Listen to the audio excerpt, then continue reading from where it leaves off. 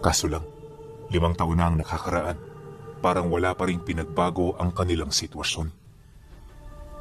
At ang masaklap, parang pahirap na ng pahirap ang kanyang kalagayan.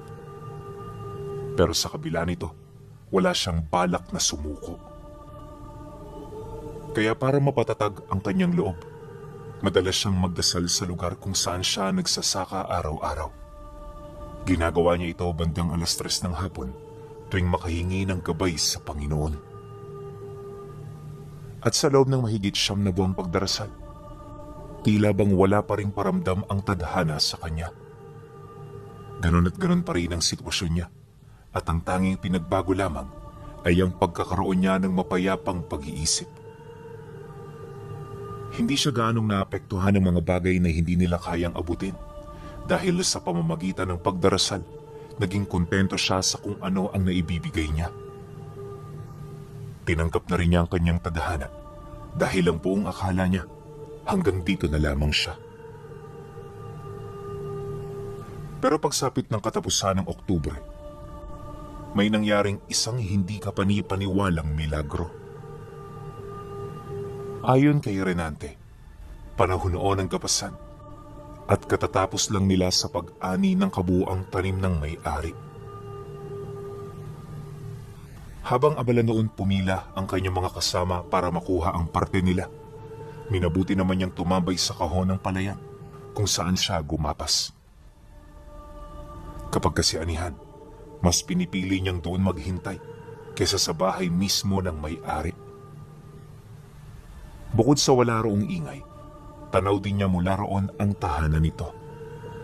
Kaya kahit abutin siya ng gabi, hindi siya nababahala na baka maubusan siya ng parte.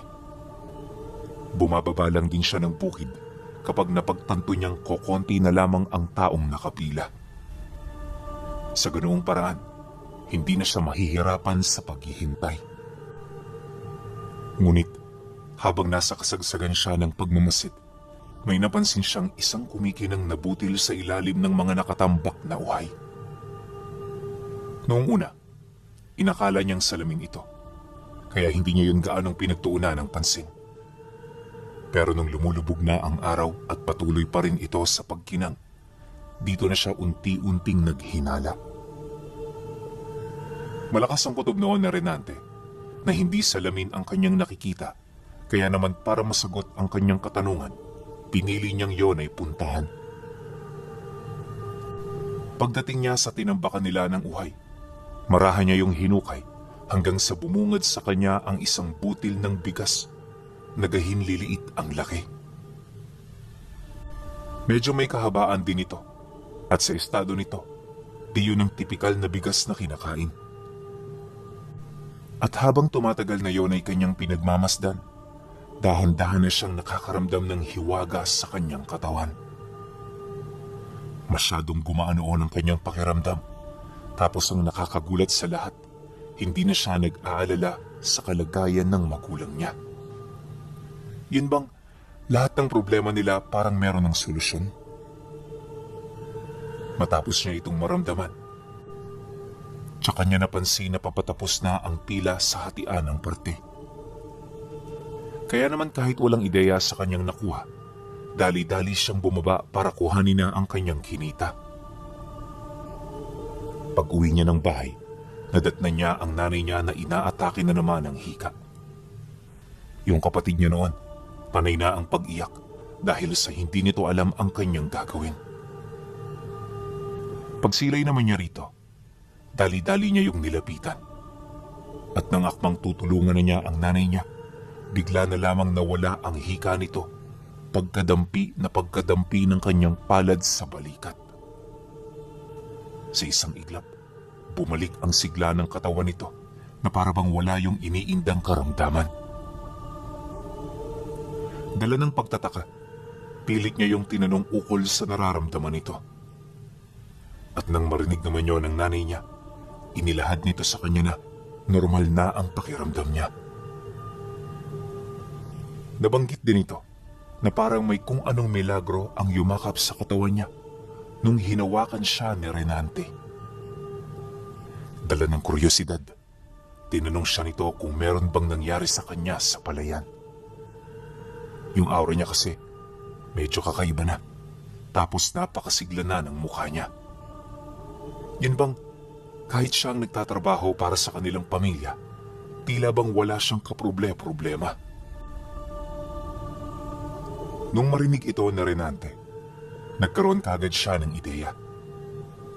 Alam niya sa kanyang sarili na bunga ito ng nakuha niyang butil noong araw na yon. Gayunpaman, hindi niya pa ito napapatunayan, kaya naman minabuti niyang huwag muna itong sandigan.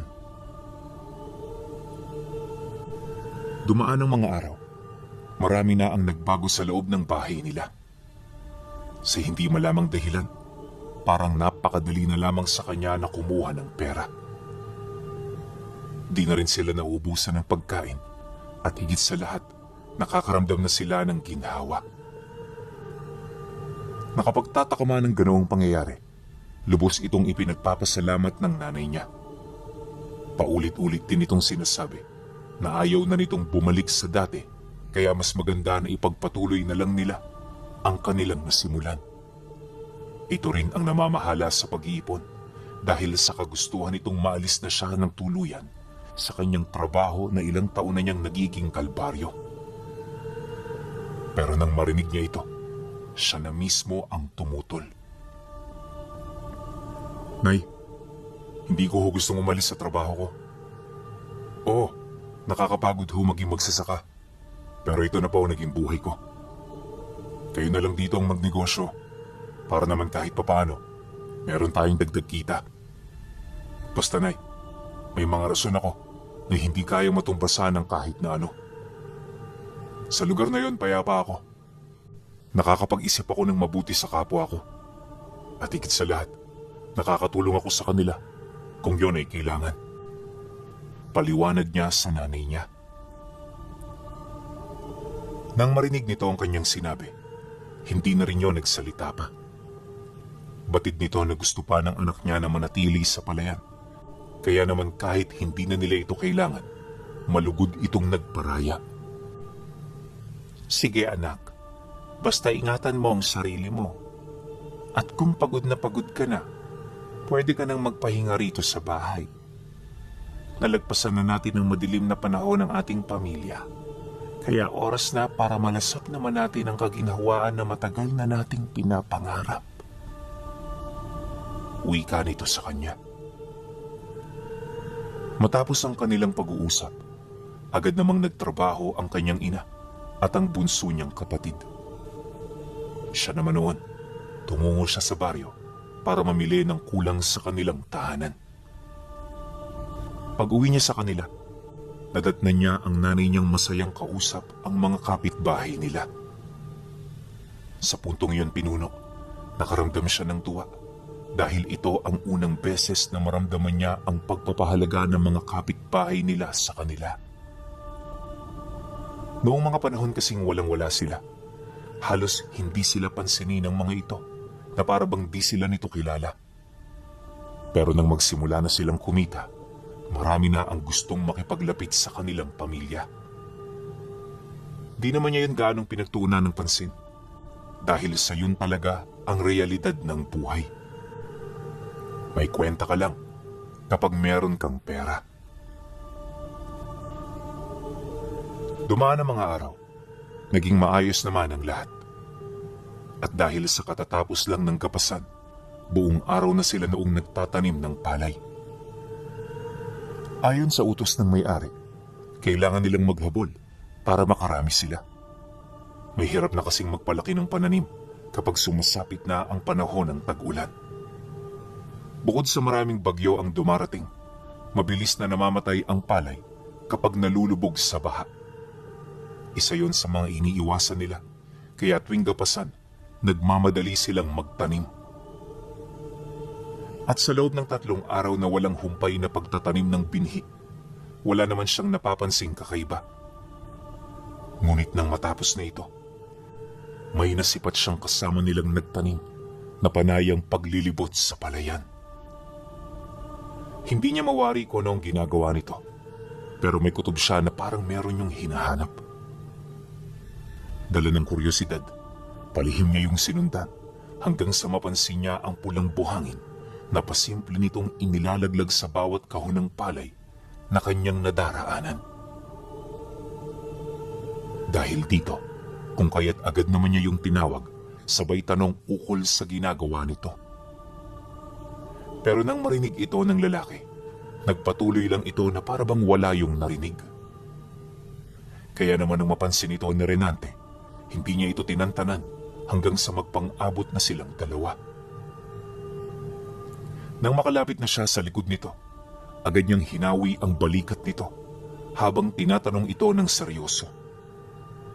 Pagpang-abot ng tingin nilang dalawa, dito na nagdesisyon ng magsasaka na sumagot. Hindi ko obligasyon na sagutin ang mga tanong mo. Wala kang nalalaman sa ginagawa ko, kaya mas magandang manahimik ka na lang. Makinig ka sa sinasabi ko, Renante. Dahil para rin naman to sa ikabubuti mo. Pagkasagot nito sa kanya, agad niyang napansin ang tila bang pangingitim ng mga mata nito. Bahagya rin niyang pumutla. Tapos nakakita siya sa bibig nito ng mga umusling pangil na agad din namang nawala. Matapos ang pangyayari, nagkulay dugo ang mga mata nito bago bumalik sa normal. At nung masipat niyang nasa normal na yung estado, napansin niya na parang nagulat ito. Yun bang parang may kung anong nalaman ang nilalang sa kanya. Walang sabi-sabi, bigla naman yung napatanong ng, "Ano yung dala mo?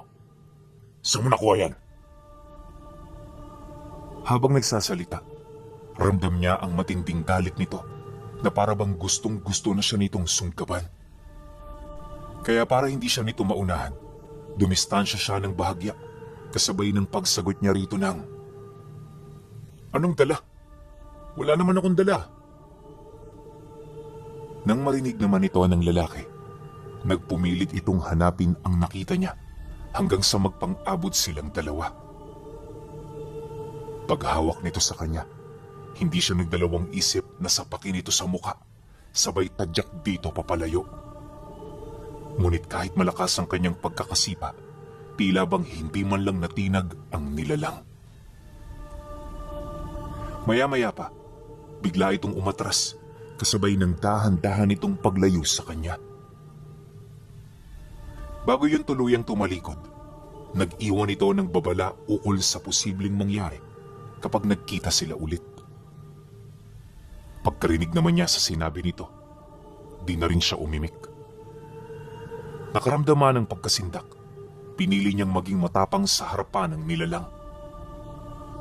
Hindi nagtagal, kusa na rin yung umalis hanggang sa mawala na yon sa kanyang paningin. Ngunit habang naglalakad ito, kapansin-pansin ang paghulog nito ng mga pulang buhangin. Matapos ang mga pangyayari, minabuti na rin niyang bumalik sa bahay ng kanyang amo upang ilahad ang tungkol sa lalaki. Kaso lang, dahil sa kawalan ng ebidensya, hindi rin ito nabigyan ng halaga ang mga bagay na inilahad niya. Kaya naman imbis na magpumilit, minabuti na lang din niyang manahimik. Pagka-uwi niya ng bahay, tsaka niya tiningnan ang butil ng bigas na nakasuksok sa kanyang salawal. Habang pinagmamasdan niya ito, paulit-ulit niyang inisip ang mga katagang binitawan ng lalaki. Nanatili rin sa kanyang memorya ang anyo nito nung masipat niya yung nagpalit ng anyo. Kinagabihan, pinilit niyang magpahinga ng maayos, pero tuwing ipinipikit niya ang kanyang mga mata, palagi niya itong nakikita sa kanyang memorya. Alam ni Renante na hindi siya makakapagpahinga noong mismong gabi, kaya bago pa man sumapit ang 10:00, nagdesisyon na siyang bumisita sa tahanan ng albularyo na pinupuntahan nila tuwing may iniinda silang karamdaman. Pagdating niya sa bahay nito, nadatnan niya yung nakasarado. Patay na rin ang mga siga sa bakuran, tapos wala na rin siyang nakitang lamparang nakasindi sa loob ng bahay. Kaya naman ang masipat niya ito, marahan siya ritong lumapit sabay katok sa bahay. Habang ginagawa niya yon, inilahad na rin niya ang pangalan niya at kung ano ang pakay niya. Maya-maya pa, narinig na niya ang ubo ng matanda. Dahan-dahan na itong lumalapit sa pinto, kaya naman agad siyang umatras para maghintay. Pagbukas naman ng matanda, bumungad sa kanya ang mukha nito na puyat at para bang iritable. Nahihiyaman, nilakasan niya ang kanyang loob na ilahad dito ang kanyang pakay. Ngunit habang nagsasalita siya, bigla siya nitong pinutol upang maglahad ng importanteng bagay sa kanya. Gabi na. Pumasok ka na muna at saka tayo mag-usap. Hindi ka man lang ba kinikilabutan na nagtatatala ka dyan sa labas ng ganitong oras? Pagkasambit nito ng mga kataga, di na siya umimik. At sa halip na magpaliwanag, minabuti niya na sumunod. Pagsarado naman ito ng pinto, kasyual siyang umupo sa sala habang hinihintay ito na umupo sa harapan niya. Nang magpang-abot na ang kanilang paningin, muli niyang inilahad ang kanyang pakay. Detalyadong-detalyado ito, kaya nang marinig ito ng matanda, alam na nito ang ibig niyang iparating. Matapos siyang mailahad ang lahat ng kinakailangan nitong malaman, dito na siya nanahimik para pakinggan ang eksplenasyon ng matanda. Base kasi sa pagtitig nito sa kanya, mukhang meron na itong nalaman sa kanyang problema. Maya-maya pa, pagpang-abot ng kanilang tingin, dito na yon nagsimulang magsalita.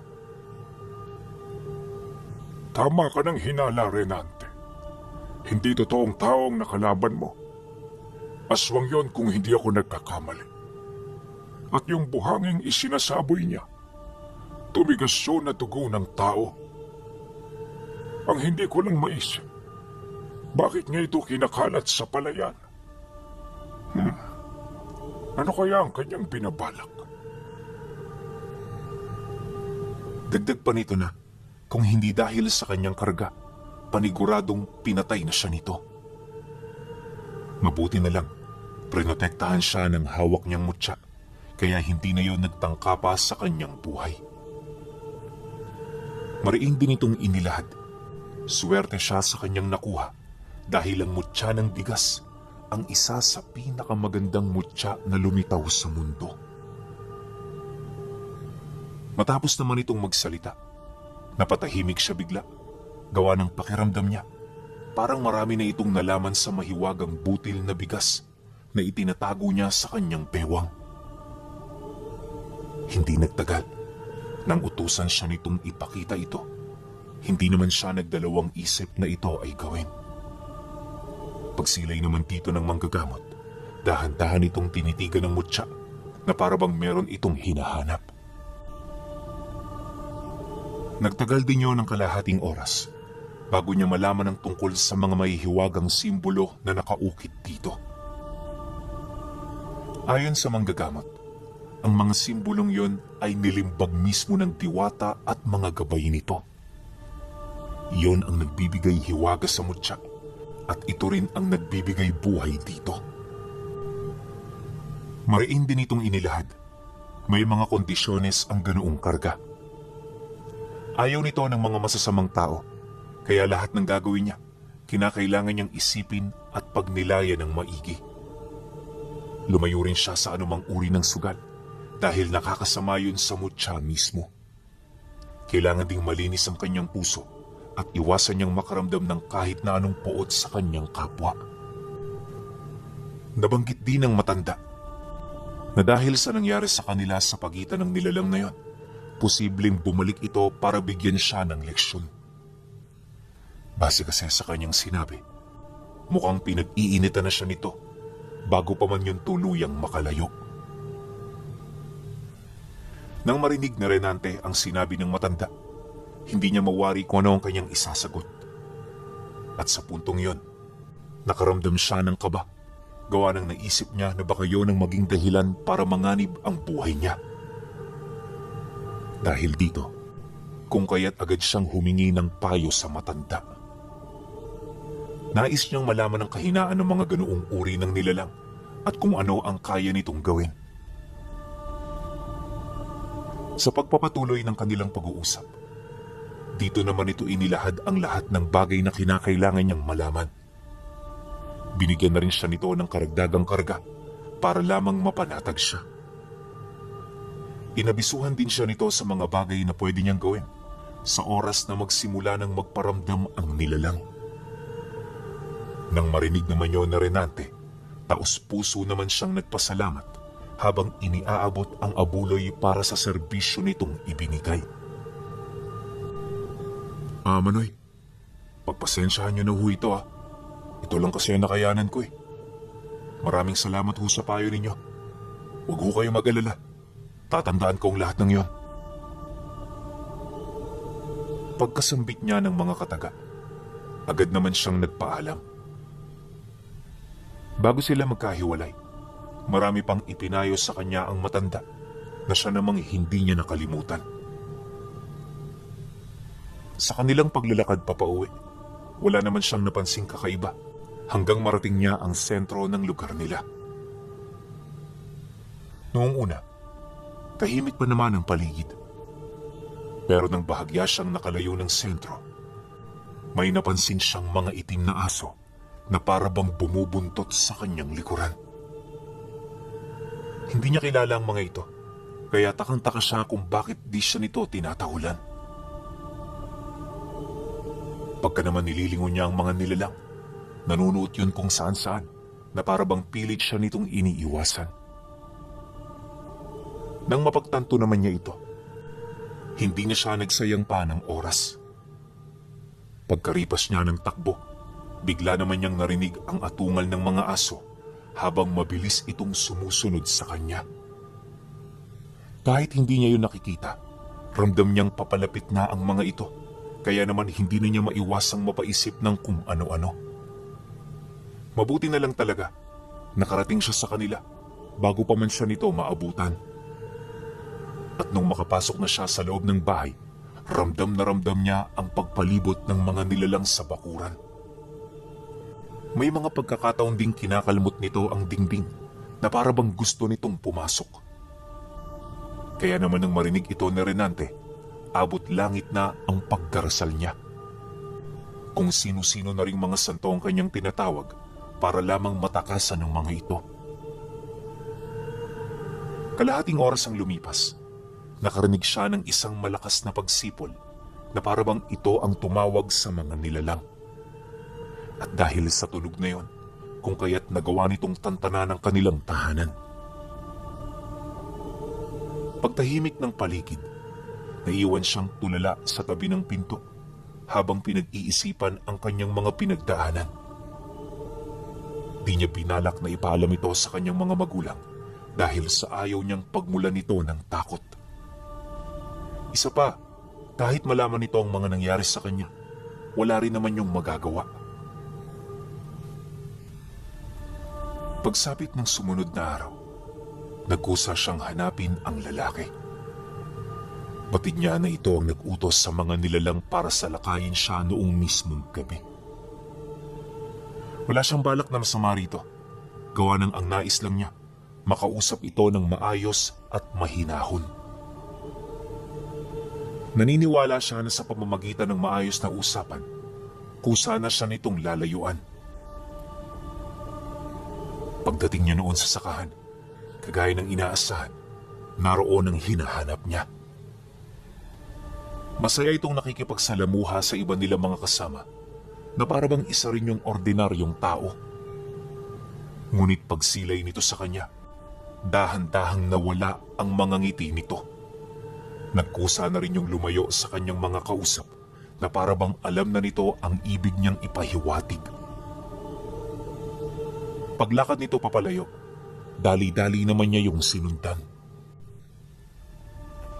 Hindi nagtagal, narating nila ang likod ng imbakan ng mga palay kung saan silang dalawa lamang ang naroon.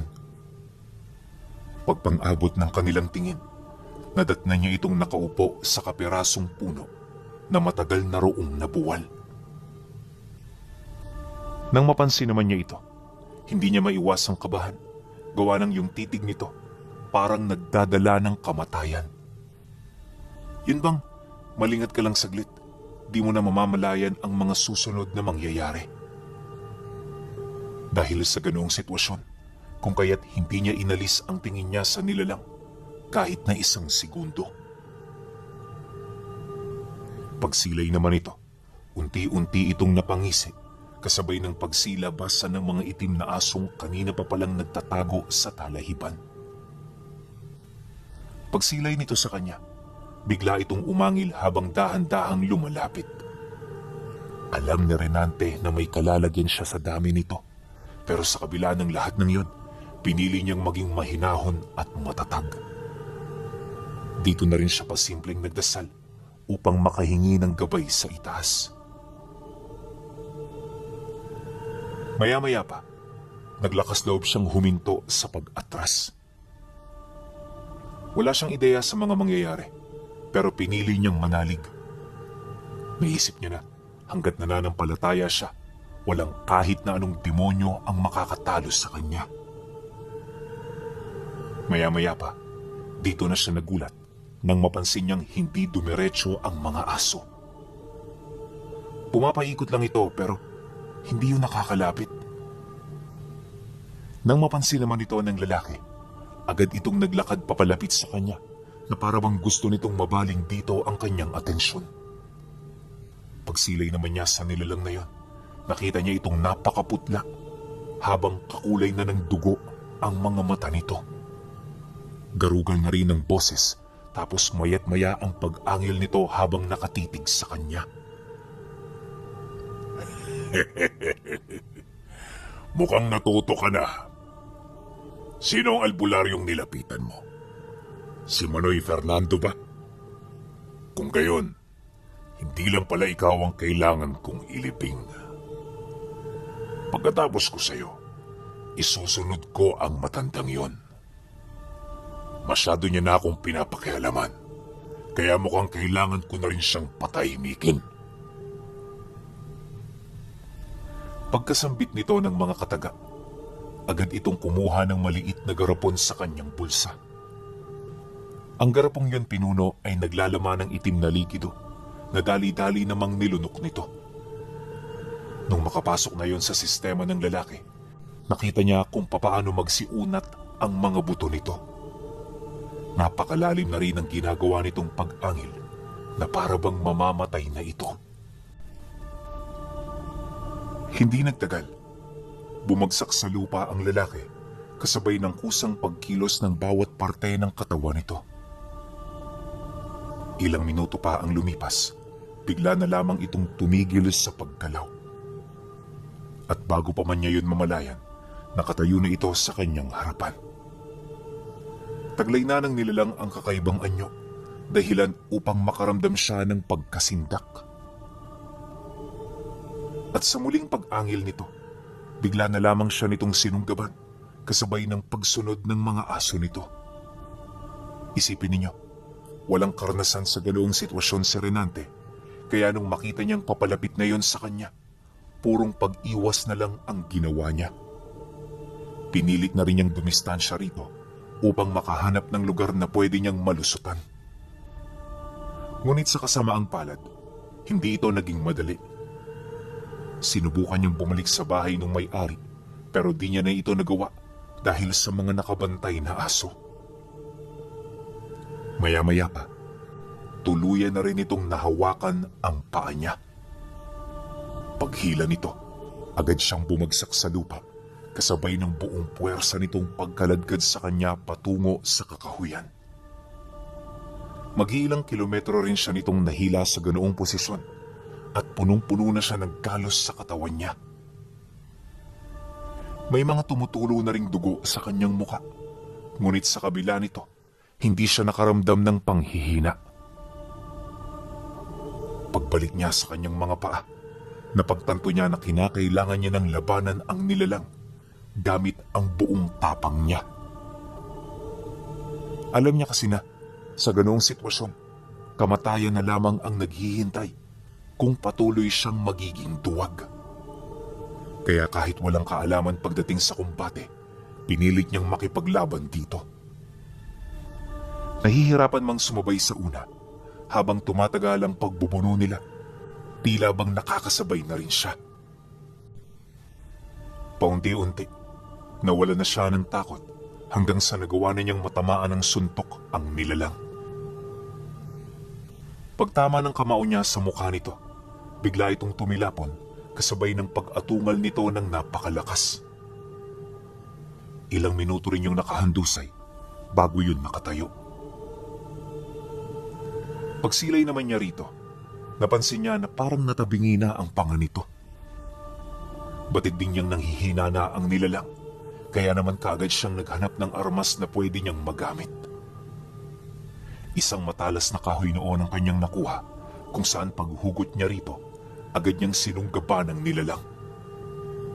At sa hindi malamang dahilan, tila bang matindi ang naidudulot nitong pinsala. Dahil sa pangyayari, napilitan na yung umatras hanggang sa tumarak sa likod nito ang hawak niyang armas.